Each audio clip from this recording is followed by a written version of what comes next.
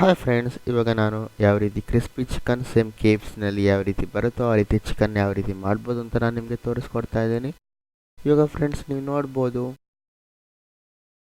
ನಾನು ಚಿಕನ್ನ ಈ ರೀತಿ ಎರಡು ಪಟ್ಟಾಗಿ ನಾನು ಈ ರೀತಿ ಕಟ್ ಮಾಡ್ತಾ ಇದ್ದೀನಿ. ಇದು ಆದ ನಂತರ ನಾನು ಒಂದು ಬಟ್ಲಲ್ಲಿ ಮೊಸರು, ಒಂದು 100 ml ಅಷ್ಟು ಮೊಸರನ್ನ ನಾನಿಲ್ಲಿ ಹಾಕ್ತಾ ಇದ್ದೀನಿ. ಹಾಕಿದ ನಂತರ ರುಚಿಗೆ ಎಷ್ಟು ಬೇಕೋ ಅಷ್ಟು ಉಪ್ಪನ್ನು ನಾನು ಇಲ್ಲಿ ಹಾಕ್ತಾ ಇದ್ದೀನಿ.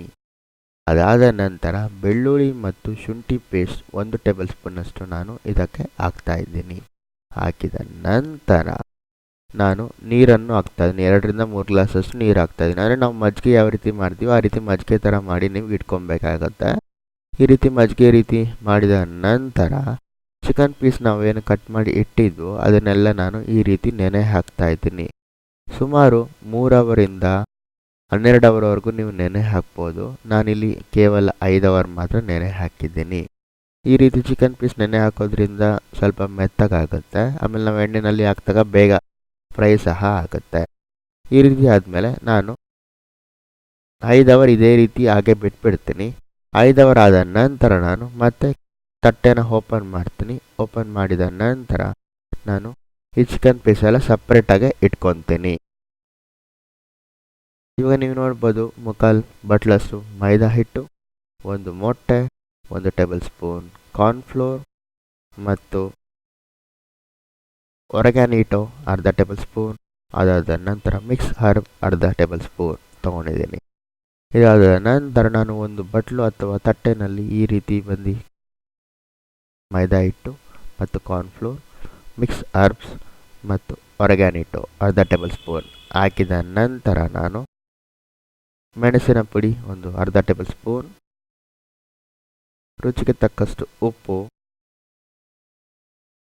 ಖಾರದ ಪುಡಿ 1 ಟೇಬಲ್ ಸ್ಪೂನ್ ಮತ್ತು ಇದು ಕಾರ್ನ್ಫ್ಲೇಕ್ಸ್ ಅಂದರೆ ಸಿಕ್ಕುತ್ತೆ ಅಂಗಡಿನಲ್ಲಿ, ಕಾರ್ನ್ಫ್ಲೇಕ್ಸ್ ಅಂತ ಈ ರೀತಿ ಹಾಕ್ಬೋದು.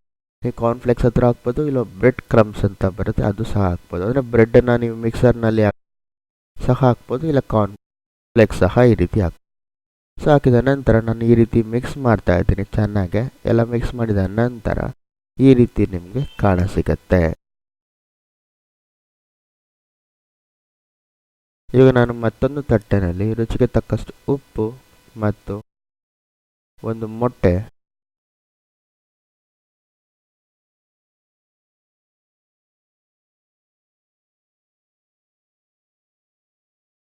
ಚೆನ್ನಾಗಿ ಸ್ಮ್ಯಾಶ್ ಮಾಡಿದ್ದೀನಿ. ಮೊಟ್ಟೆನ ಮಾಡಿ ಮಿಕ್ಸ್ ಮಾಡ್ತಾಯಿದ್ದೀನಿ, ಅಂದರೆ ಉಪ್ಪಿನ ಜೊತೆಗೆ ಮಿಕ್ಸ್ ಮಾಡ್ತಾಯಿದ್ದೀನಿ.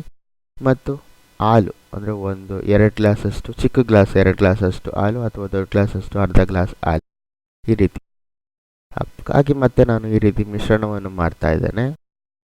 ಏನಕ್ಕೆ ಅಂದರೆ ಈ ರೀತಿ ಎಗ್ ಹಾಕಿದಾಗ, ಎಗ್ ಮತ್ತು ಮಿಲ್ಕ್ ಹಾಕಿದಾಗ ಇದು ಚೆನ್ನಾಗೆ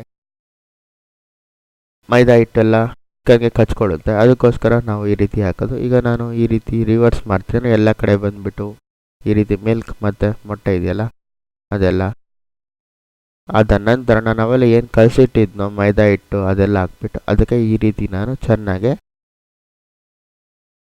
ಮಿಕ್ಸ್ ಮಾಡ್ತೀನಿ. ಅದ್ರ ಜೊತೆಗೆ ಈ ರೀತಿ ಆಗುತ್ತೆ. ಅಂದರೆ ಫಸ್ಟ್ ಟೈಮ್ಗೆ ಫುಲ್ಲು ಎಲ್ಲ ಮಿಶ್ರಣ ಕಲಿಸ್ಕೊಳಲ್ಲ. ಈ ರೀತಿ ನೀವು ನೋಡ್ಬೋದು. ಇದಾದ ನಂತರ ಮತ್ತೆ ಅದನ್ನು 2ನೇ ಟ್ರಿಪ್ಪು ಈ ರೀತಿ ಹಾಕಿ ಮತ್ತೆ ಚಿಕನ್ನ ಬಂದುಬಿಟ್ಟು ಮೊಟ್ಟೆ ಮತ್ತು ಹಾಲಿನಲ್ಲಿ ಹಾಕಿ ಮತ್ತೆ ಇನ್ನೊಂದು ಸತಿ ಮಿಕ್ಸ್ ಮಾಡಿ. ಅಂದರೆ 2 ಟೈಮ್ ನೀವು ಮಿಕ್ಸ್ ಮಾಡ್ಬೋದು, ಮ್ಯಾಕ್ಸಿಮಮ್ 3 ಟೈಮ್ ಮಾಡ್ಬೋದು. ನಿಮಗೆ ಕ್ರಿಸ್ಪಿ ಜಾಸ್ತಿ ಬೇಕಾದ್ರೆ 3 ಟೈಮು ಮಾಡ್ಬೋದು. ಬಟ್ ಇದರಲ್ಲೇ ತುಂಬ ಕ್ರಿಸ್ಪಿನಲ್ಲಿ ಬಂದಿರುತ್ತೆ. ಈ ರೀತಿ ಆದ ನಂತರ ನೀವು ಬೇರೆ ತಟ್ಟೆನಲ್ಲಿ ಇದನ್ನು ಹಾಗೆ ಇಟ್ಬಿಡ್ತೀರಾ. ಅದೇ ರೀತಿ ನಾವು ಉಳಿದ ಚಿಕನ್ಗಳಿಗೂ ಇದೇ ರೀತಿ ಮಾಡ್ತೀರಾ.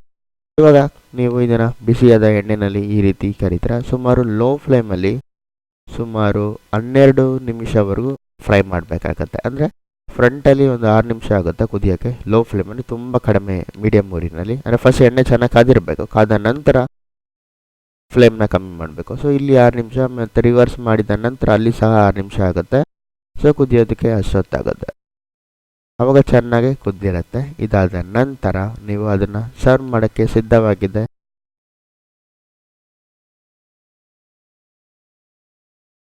ನೀವು ನೋಡ್ಬೋದು ಯಾವ ರೀತಿ ಸೌಂಡ್ ಬರ್ತಾ ಇದೆ ಅಂತ, ಎಷ್ಟು ಕ್ರಿಸ್ಪಿಯಾಗಿದೆ ಅಂತಲೂ ನಿಮಗೆ ಗೊತ್ತಾಗ್ತಾ ಇದೆ.